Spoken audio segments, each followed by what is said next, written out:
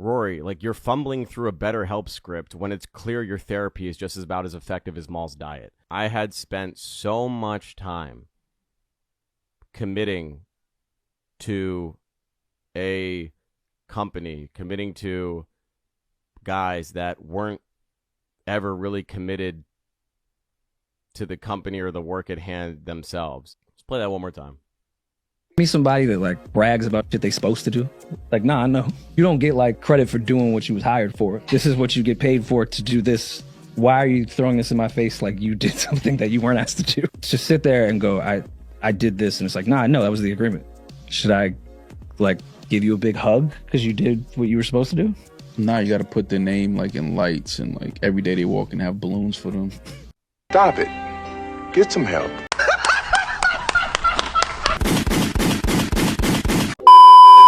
Welcome back. What's good? This is the Furious Robinson podcast, and I'm your host, Furious, your curator of conversation, wordsmith aficionado, voted most likely to find the best stories, the sickest, the most degenerate stories on the timeline, and bring them right to you on this channel. Hit the like button early, drop a comment, sub. This is a Sick Times Media production. You see the planes. Rory and Maul are back in the news cycle. They have a disgruntled ex-employee. Julian of the Something's Wrong with the podcast, started 20 weeks ago, quote unquote, is now shooting. Let's play that one more time.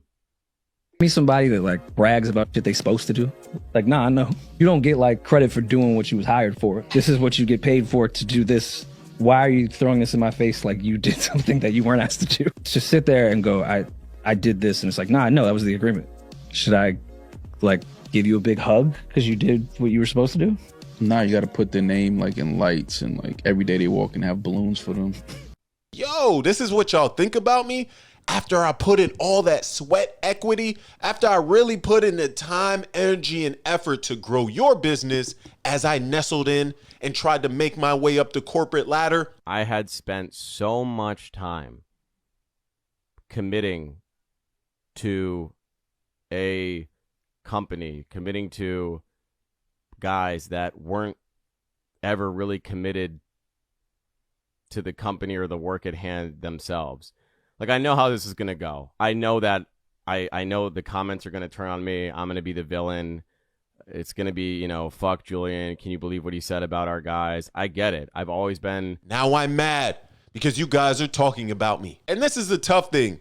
When you get furloughed, when you get canned, when you get fired, for lack of better words, there's not much you can say if it's your fault. And 9 times out of 10, I'm going to call a spade and say, it's your fault. Because in this video, and I'll get into it, he speaks to different components. One of them being he flew himself out to London for a show. I guess they were on tour. Julian flew himself out. I wasn't the person that was willing to go on tour, tour manage, help write, and perform on the shows without making a cent off tour. You're right. That must have not been me. I wasn't the person that flew myself out to London, waited. I flew myself out to not work. I just wanted to be there and experience that because I'd never been to London. And then the day of the show, Benner got too fucking drunk at a bar across the street. The projector didn't work. And for those that are listening that are from our London that were at that first show, you know what I'm talking about. You saw how hard I was working. He's across the street just getting blackout drunk. I'm running in this old auditorium with this fucking 600 pound projector with these 2, production assistants trying to figure out the show and communicating with you guys where we're at, because the person that's paid to be there, the person that flew first class to be there, the person that you pay a managerial cut for, is across the street just, blacking out and smoking and chain smoking cigarettes. But, Sir, nobody asked you to do that. You could have sat your ass at home and built your own business. You could have started something of your own. But what did you want to do? You wanted to go to London and get that clout. You wanted to go out there to them UK streets in it and speak to the men, them, bruv, and speak on how, oh yeah, I'm out here on the Rory and Maul tour. Come on, we all know these games. It's 2 sides to a story, Julian. And when you tell yours, and if it don't sound right, people are going to give you some healthy feedback, I hope. Basically what I'm saying is I'll let people take advantage of me. Because to me, even some of the things you spoke to as well, talking about speaking to Damaris and how she had some of the same sentiments as you. And there's others there that have lived. I'm not trying to bring Damaris or drag her through the mud with this shit. But if anyone can relate to anything that I'm saying, it's Damaris, because we bonded deeply over this stuff. Why are you poisoning the well? Why are you at work speaking behind your manager's backs? How does that help you get the job done? Why not communicate that? If we're keeping it very high level, very corporate, why not do that in your one-to-one meetings? Do you and Rory or you and Maul not have meetings or just dinners? In this setting, it would be a dinner. It would be a lunch. It would be some type of engagement that doesn't have anything to do with the pod, where you can just, talk to somebody, get a feel for their personality away from work. I'm assuming Julian, Rory, and Maul never had these types of engagements, because now they kind of about to get into a little bit of the drama. They're going to come into the studio. Well, now when I was there, they recorded 3 days a week. I still think it's 3 days a week, but say Wednesday or Thursday. Who gives a shit? And I know how it's going to go. Rory and Damaris will be there because, the usual recording time's the call time used to be noon. That used to be, whatever, not happening. Now it's around 1 o'clock. So they'll be there at, 12:31, like normal people on time. And then they'll hang around for about an hour and a half, 2 hours, waiting. God, I don't miss that. I do not miss just waiting. And then just sitting in anger and just sitting in burning time. And we all used to bond over that. Just like, oh, traffic must be crazy today, because that was always the excuse. And then at some point, in walks Maul. Here comes the elevator doors swing open. Maul walks in 2 hours later as if nothing happened. No, my bad. No, nothing. No word. No exchange of words. Nothing. Just gets right into the chair. Yo, what are we talking about today? Mind you, why we would used to get there at noon or 1 was because we used to have these things called production meetings. Imagine that. Imagine prepping and planning ahead of a recording. And this is what I like. I feel like Julian should have did this months ago, but not in this fashion, because I hate to see grown men essentially cry on camera. This is trauma bonding on camera. You need to heal off camera. Do healing off camera. Give us the content. We want entertainment. So when you said different things like Maul showed up 2 hours late, you should have really leaned into that, because if my manager was showing up 2 hours late, I'd be like, God damn, what you were doing last night? Like, we got to wake up the stories. You got to make it a little bit entertaining. Did Maul walk in with a little bit of that kombucha on his breath? Like, Maul is vegan, so he got a different lifestyle. So you got to wake up the stories. Basically, what I'm saying is I'll let people take advantage of me. Julian was trying to speak to Maul's leadership style and how he would miss pre-show meetings and not be up to speed on what would be going on in the show. And that's the tough thing. Maul still continues to bring his A game, while Julian was a producer and maybe someone as a third or fourth mic. So you don't really have that leverage. What would they say? You don't have much to stand on here. You're an employee. You're a 1099 contractor. Come in and do your job. Nobody's asking you to fix anything. Nothing here is broke. I'm assuming that's how Rory and Maul are looking at it. If the ship is moving swiftly and we're getting what we need to get done, just do your part and shut the fuck up. But I get it. There's no creativity in that. You feel handcuffed. And at the end of the day, this is business. And when it comes down to business, there's a bottom line. And Julian, you wasn't looking good for their bottom line.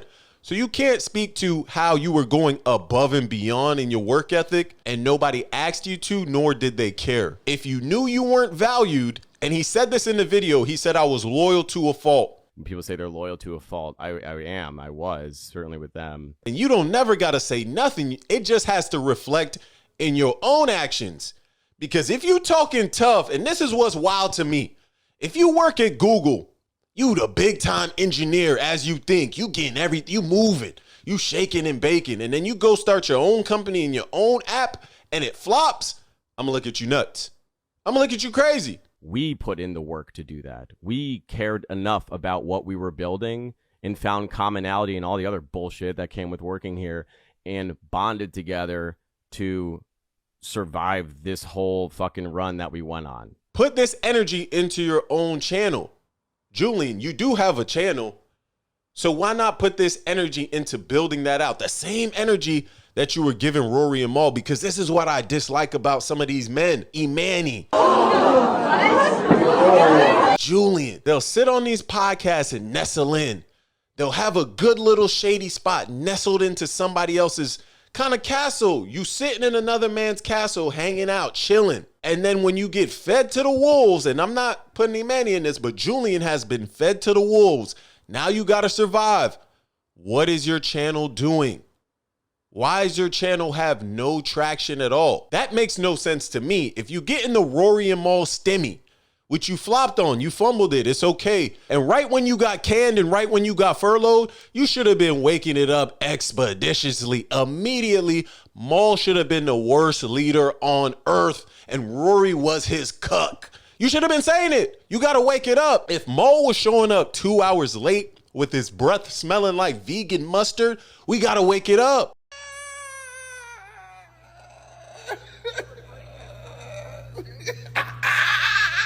Because this is where creators get lost to me. And let's wake it up to a larger point. Just because you're in the room doesn't mean you're actually building. You don't have equity. You're a 1099 contractor. If you work there for 80 more years, you'll still be in the same spot. And this is what I don't understand about some of these guys. They haven't come to the realization that only you can set your value in the market. You can't go work for another man and think he's gonna value you the way you. No, you set your own standard. You set your own value. So if you're not actually putting the work into your own channel and putting essentially boots to the ground, we gotta calm down. We can't be looking like a disgruntled worker, because now if I wanna go secure the bag at, say, a complex, maybe at a JBP, maybe I wanna go work for the Brilliant Idiots, maybe Gillian Wallow, they looking at me like, oh, I'm a chatty patty. I'm a crybaby on camera. I'm trauma bonding. And to me, as someone who's trying to build something in their own right, I would never want to be put into a box where I'm a chatty patty. And now every time I feel like I've been slighted, because that's life. Life is not fair. So the fact that he's saying like, oh, I was done like this and I was done like that and this happened to me, and you don't own anything. You didn't build anything. Where did you come from? The fact that we added you in to assist in one specific spot. And I don't want to make it seem like I'm kicking Julian's back in, but I just don't understand. If you have no leverage, no power, no say, no podcast, you have nothing. Basically what I'm saying is I'll let people take advantage of me. Your main job is to stay out the way. Stay low and build should be your motto for the rest of the year. But I don't get these guys. They want clout. They want attention. That's why they sit on these shows. They sit in these built castles from other men. And then when something goes left and doesn't go their way, they cry and complain to the internet and try to trauma bond. I don't get it anymore. And I look at this in such a simplistic way. You got fired. You didn't get betrayed. When you were gaining and garnering the clout from being on the Rory and Maul podcast and going viral, I know you were loving it. You weren't saying a word. And if you were, it wasn't enough to actually move the needle. So we got to stop. This wasn't meant for podcasts. This was a journal entry. You could have wrote this down in your diary and kept it moving. But I gracefully digress. Let me know what you think in the comments. Is Rory and Maul in the right here for canning and furloughing Julian to hire a new producer from the volume? I won't wake it up too much. Or is Julian in the right? They fired him. They didn't value him enough. He was doing things that he wasn't asked to do, but he did them anyway, like the great worker, and still like hit the comments, like the video, subscribe. This is the Furious Robinson podcast, a Sick Times Media production. Stay dangerous.